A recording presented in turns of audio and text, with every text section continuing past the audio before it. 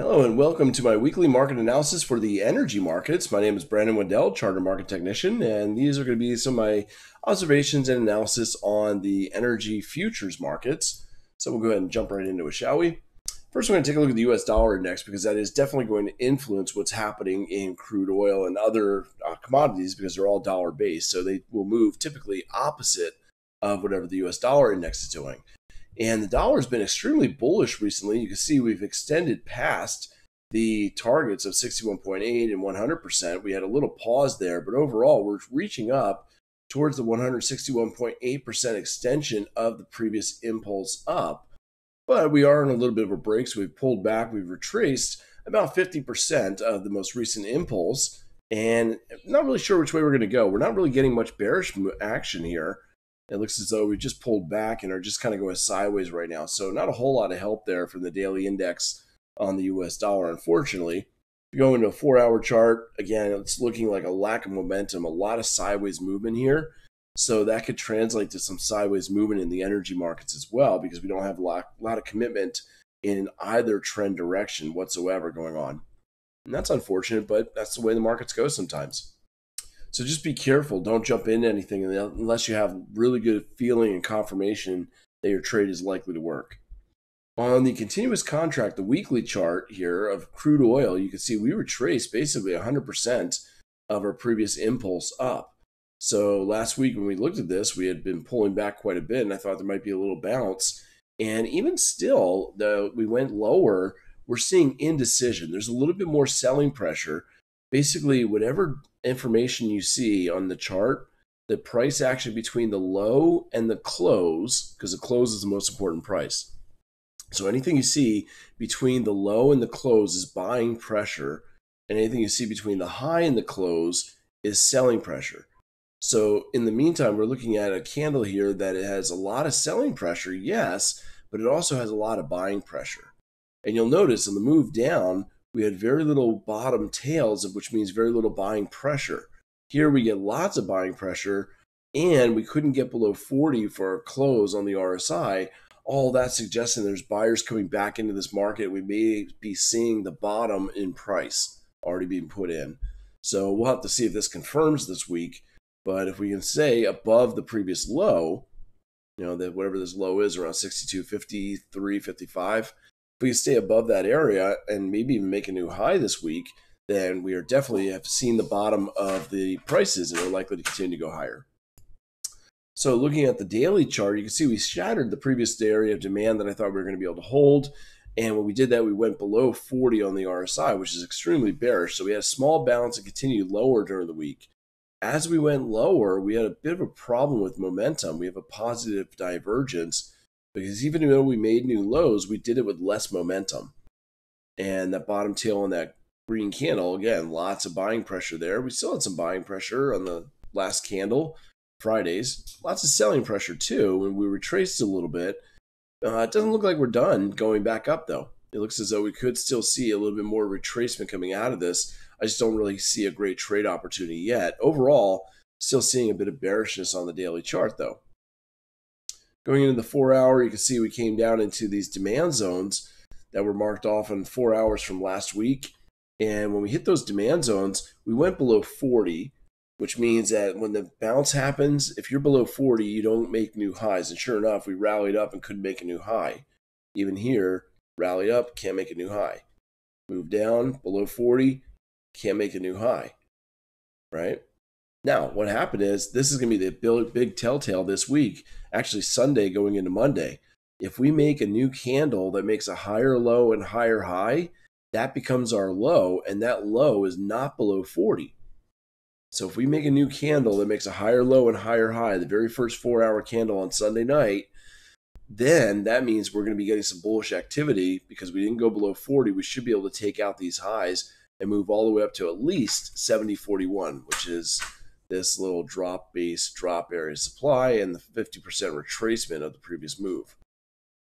So that's a very critical thing. Now, if we make a new low, then we're just going to continue to collapse. But overall, this looks kind of like an inverted head and shoulders. You got left shoulder, head, and we're forming the right shoulder. So if we get that higher low and higher high, not only can we rally up into the 50% retracement of 70.41, but we may actually be able to go further. You would take the measured move, the height of the head, and extend it from this neckline. That would probably take us even to 72.29, 72.30. So we'll keep an eye out for that. But it's not confirmed unless we make a higher low and higher high on the next candle. So that's the key right there. On the 60-minute time frame, we do still see lots of bearishness.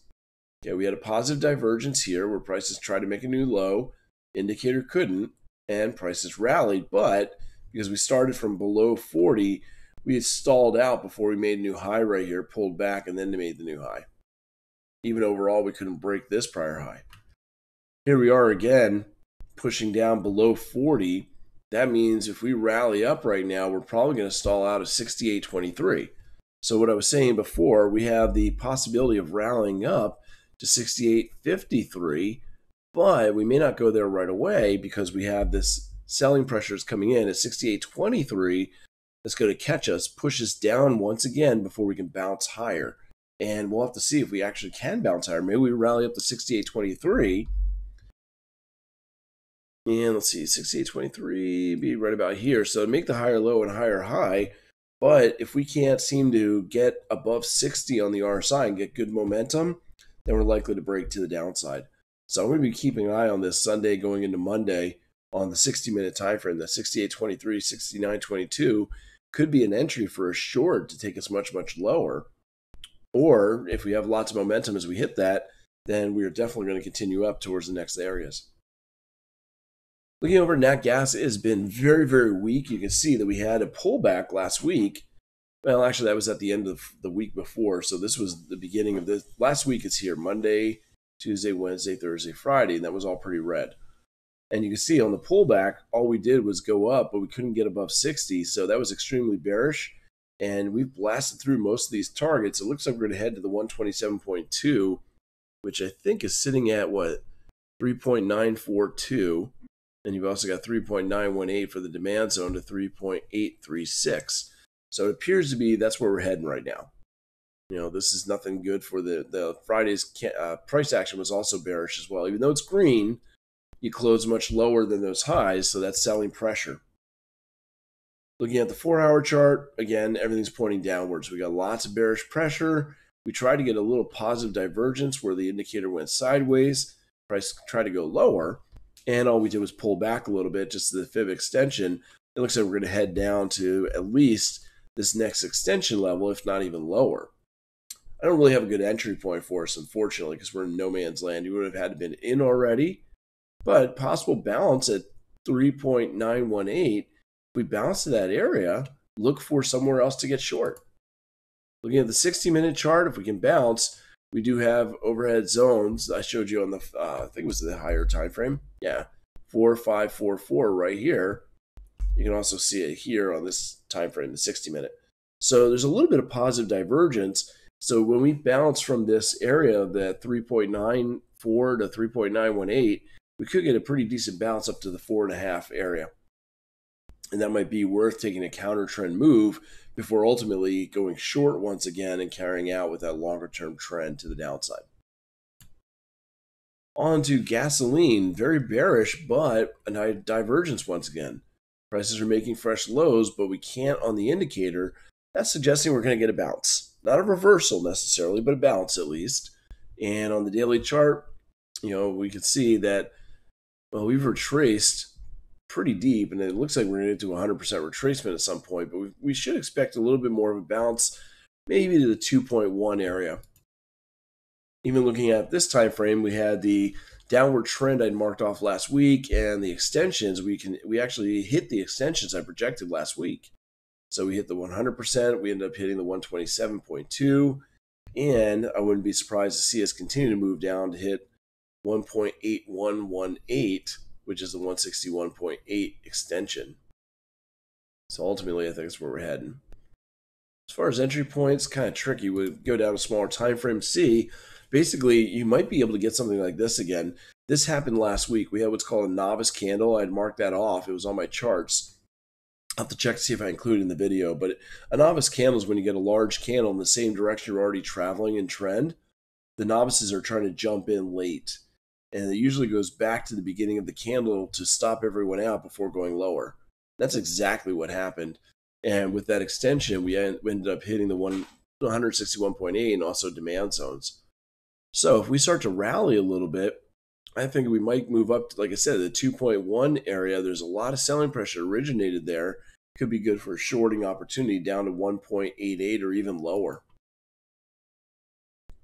All the way down the 15-minute chart, if we do rally, may not even make it to the 2.1 area. As you can see, that would be a pretty deep retracement.